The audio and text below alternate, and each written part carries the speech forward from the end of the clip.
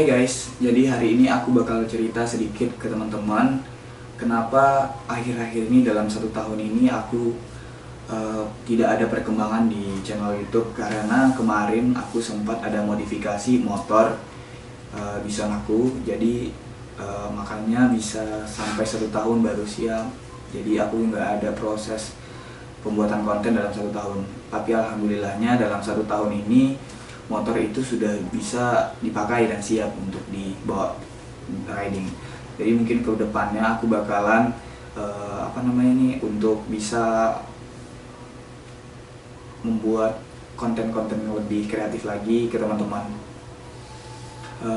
Prosesnya panjang dalam 1 tahun itu karena posisinya kita juga pindah-pindah tempat bengkel, jadi agak sedikit lama proses pengerjaannya. Karena kita mencari sebuah kualitas dan hasil yang maksimal, makanya kita selalu pindah-pindah. Bukan berarti kita tidak percaya dengan satu tempat, tapi karena tempat ini mempunyai basic seperti ini, dia lebih pro yang di sini, sehingga kita tempatkan dia di bengkel ini. Nah, bedanya misal di tempat bengkel yang B-nya ini itu lebih ke spesifikasi yang lebih bagusnya lagi ke soal pengecetan. Nah, makanya kita dipindahin ke tempat pengecetan kayak gitu. Nah, untuk teman-teman semua ada kendala memang, tapi itu tidak menjadi masalah. Yang sekarang ini mungkin untuk teman-teman aku bakalan ingin menunjukkan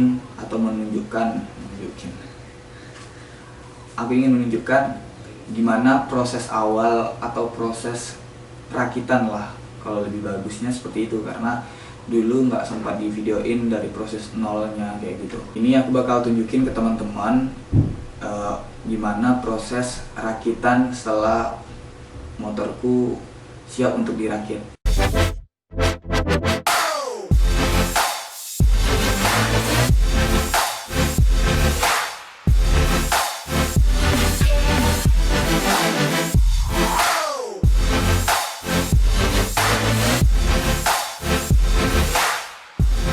Ya, motor ini kemarin dirakit dengan menghabiskan waktu kurang lebih 1 minggu.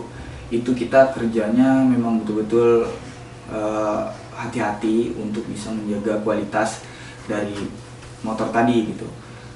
Ada beberapa part yang dipakai di motor aku, jadi aku kemarin sempat berdiskusi juga sama teman yang membantu aku untuk bisa memodifikasi motor itu gitu. Jadi kemarin kayak aku udah mengganti beberapa part di motor aku, seperti di master rem atau handling rem itu sudah aku ganti juga. Terus kontak lampu, kontak di bagian grip atau di stang itu udah aku ganti. Dan juga banyak kayak ban, terus kayak gear, rantai itu udah diganti. Nah, sebelumnya teman-teman pasti akan bertanya kan nanti setelah ini soal kenapa sih harus diganti gitu. Sebenarnya part yang lama masih bisa dipakai, tapi di sini aku ingin membuat sebuah kenyamanan atau kenyamanan dan keamanan untuk lebih enak lagi berkendara. Di sini kayak handling sebenarnya yang lama masih bisa dipakai, cuman karena di sini aku ingin membuat dan menggunakan bahan yang bagus, kayak sebenarnya nggak bagus banget, tapi itu udah aftermarket yang cukup bagus. Meskipun banyak merek-merek yang ternama, tapi sesuai dengan budget kita menggunakan RCB untuk handling atau master rem. Dan kopling itu aku gunain 2 set handling RCB itu aksial. Jadi kenapa pemilihannya aksial? Karena cocok untuk modifikasi konsep adventure motor aku.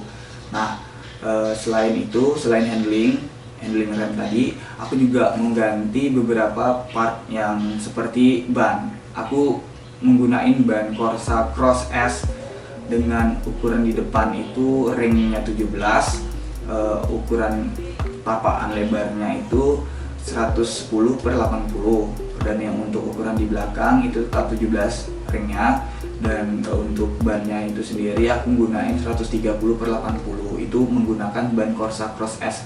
Itu biasanya kita gunain untuk semi aspal, jadi bisa untuk ke tanah, pasir, dan aspal sendiri.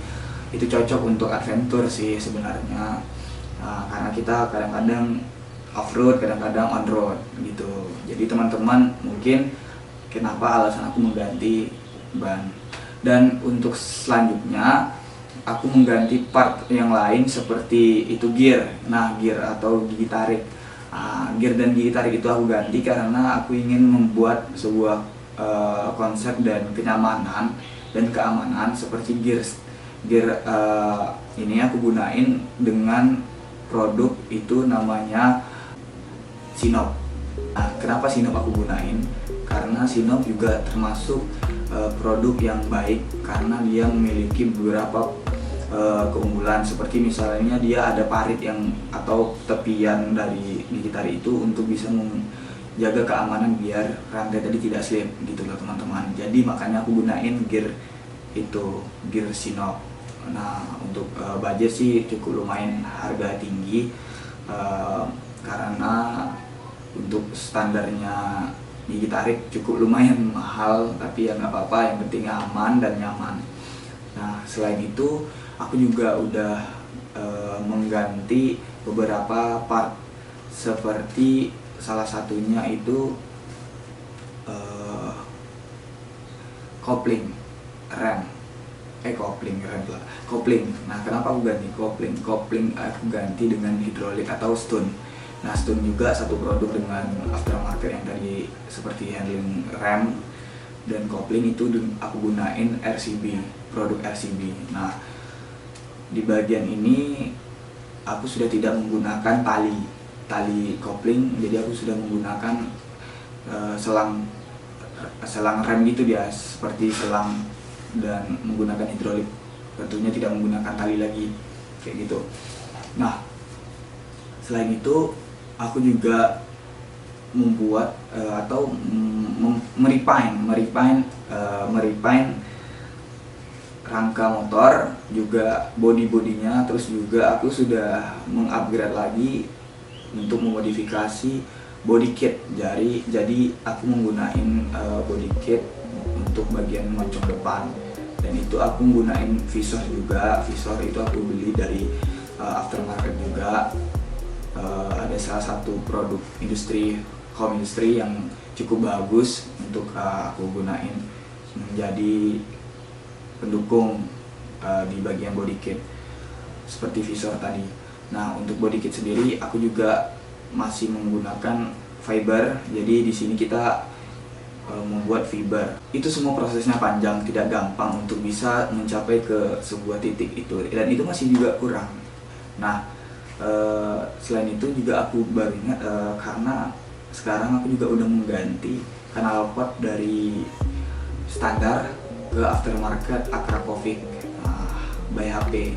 Itu lebih asik ya suaranya, kayak dia tuh lebih ngedem, tidak prank, dan dia 2 hole, jadi dua lubang gitu. Mungkin itu aja sih yang bisa aku sampaikan sekilas tentang motor yang kumodifikasi. Next time aku bakalan buat video lebih detail lagi dengan motor itu setelah jadi. Nah, ini prosesnya saja. Terima kasih guys, bye.